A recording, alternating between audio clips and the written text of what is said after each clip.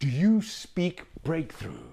Hi, this is Mike Lipkin and welcome to my masterclass on the new language of change. Did you know that almost 3,000 new words or definitions were added to the English language in 2020?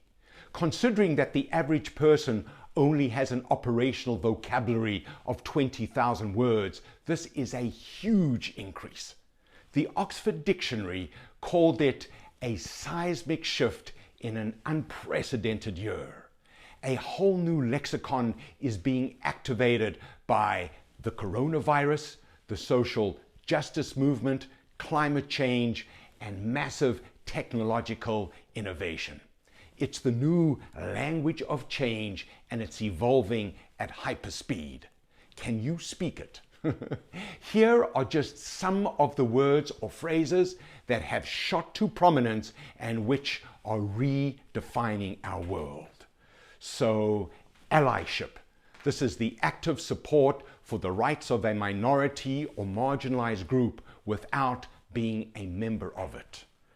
Blended learning, a style of education in which students learn via electronic and online media as well as traditional face-to-face teaching. Blur's Day. This is a day of the week that is indistinguishable from any other. Cancel culture. This is a culture in which there is a widespread practice of publicly rejecting or withdrawing support from people or things regarded as promoting socially unacceptable views. Code switching. This is adjusting one's style of speech, appearance, behavior, and expression in ways that will optimize the comfort of others in exchange for fair treatment, quality service, and employment opportunities. And we all know one of these. Covidiot, a person who disobeys guidelines designed to prevent the spread of COVID-19. Doomscrolling. This is the action of compulsively scrolling through social media or news feeds which relate bad news. Infodemic. This is a proliferation of diverse, often unsubstantiated information relating to a crisis, controversy, or event. And my favorite, Moonshot, an extremely ambitious and innovative project. Net zero, a target of completely negating the amount of greenhouse gases produced by human activity. And the most important number, the R number, the reproduction number, the average number of cases of an infectious disease arising by transmission from a single infected individual. Take a knee, to go down on one knee as a peaceful means of protesting against racism. And finally, techceleration, the acceleration of innovation enabled by technology. So the words we use shape the lives we lead. They are the filters through which we interpret the meaning of every experience. They are also our bridge to others. Words build bridges or they burn them. Words can transport us to bliss or banish us to hell. Now more than ever, words don't just describe situations, they create them. Whatever we say is being recorded in some way. Our impressions are indelible. First, we form our speech, and then our speech forms us. And as the world changes, our language needs to change. COVID has made us hypervigilant. Isolation has inflamed our stresses. Fraying happens earlier. The floor of anxiety is way higher than it used to be. The downsides bother us more because there are less upsides to restore our equilibrium. We are seeing red and we are feeling blue. Our listening is being flavored by fear. No matter who we are, we've slid down Maslow's hierarchy of needs to the levels of survival, shelter, safety, and belonging. In the absence of physical presence, we are also becoming obsessed with the spoken word. According to Forbes magazine, 75% of Americans are now familiar with the term podcasting, and more than 50% of them have listened to a podcast themselves. Audiobook sales have also been increasing strongly over the past 8 years. Audiobooks now outsell ebooks. Smart speakers and digital assistants make it effortless for us to find the voices that we most want to hear. Talk isn't cheap, it is transformational. So let me ask you, what do your words say about you? Would you follow you? Would you be inspired by you? Would you be reassured by you? Would you want to invest more time with you? Would you choose you over your myriad competitors? Why? Watch yourself while you present to others. Record your next Zoom call and play it back to yourself. Evaluate your impact through the results you are achieving and others' desire to invest more time in you. In addition to your self-evaluation, get feedback from confidants, mentors, or coaches. So, looking forward, there are 3 things that we know for certain. The speed of change will only accelerate from here. The need for innovation will only increase. And the scale of reward will multiply massively for those that create breakthroughs through change and innovation. The moment you begin talking to others, it becomes apparent whether you are someone who speaks breakthroughs or whether you speak status quo or even worse, regression. It's broadcast by the words you use and the way you use them. So, let's talk breakthrough. A breakthrough is a solution to a pressing problem. It is a sudden insight that enables someone to achieve remarkable results. It is a personal victory over doubt that liberates someone from their fear. In short, a breakthrough is whatever people need most in that moment. So just give it to them.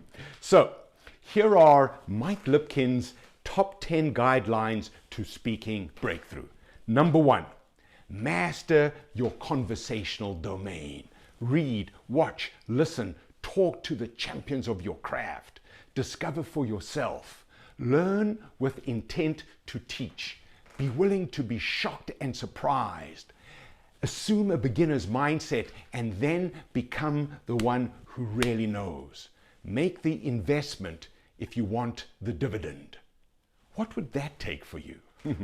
Number 2, consciously create your signature style and phrases. Every great communicator has an original way of communicating that differentiates them from the pack. They say it like they invented it. They own their impact. They sound unique and fresh.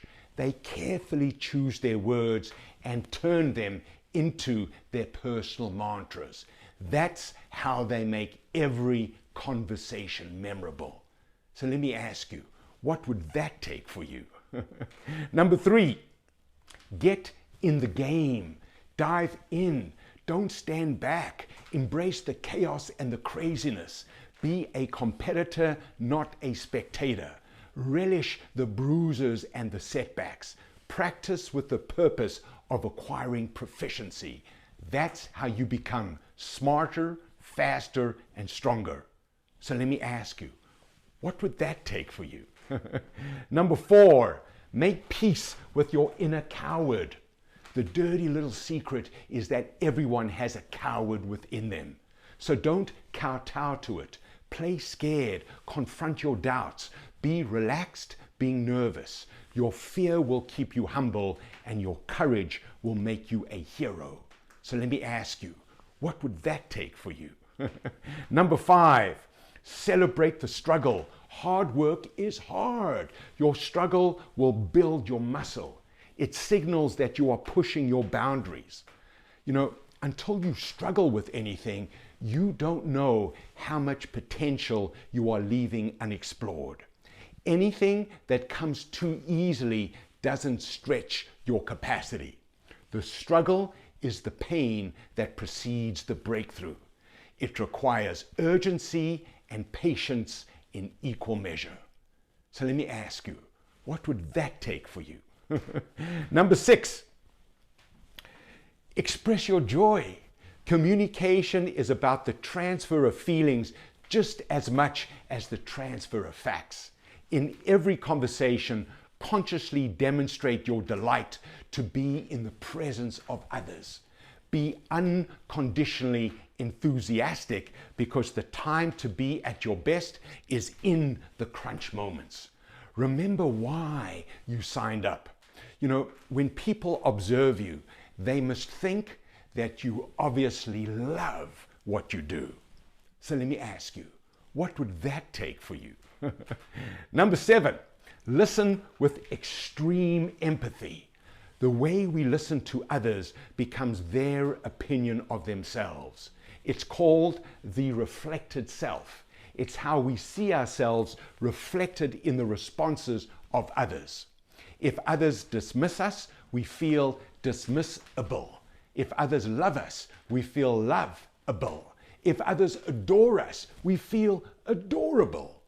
When we listen for the mindset, moods, and meaning of others, we hear so much more than if we just listen to the words themselves.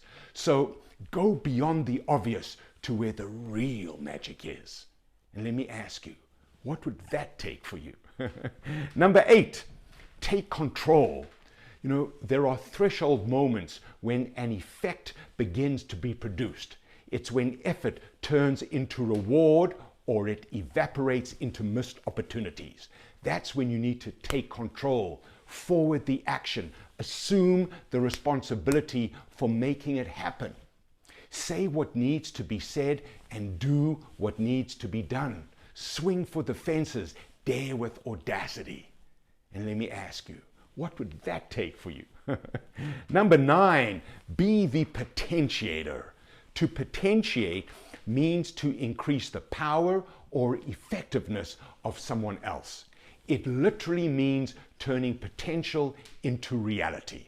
When you become the potentiator, you transform others into the best versions of themselves. You enable them to achieve outcomes they would never have been able to achieve without your personal alchemy. You make meetings with you gateways to other people's next level. And let me ask you, what would that take for you? And finally, number 10, go for the wow. You know, wow means with open wonder. It's when you are not backed by the excitement or pleasure of a sensational success. It is the experience that reminds you to believe in magic and miracles. It's an encouragement to excellence, and it is an antidote to anxiety. It is what makes all the frustrations, misfires, and disappointments worthwhile. So let me ask you, what would that take for you? And look, that is how you speak breakthrough. I hope I've inspired you to create your own language of change. Remember, nothing happens until someone speaks. Just say the words and it will all happen from there. This is Mike Lipkin, and I really approve these words.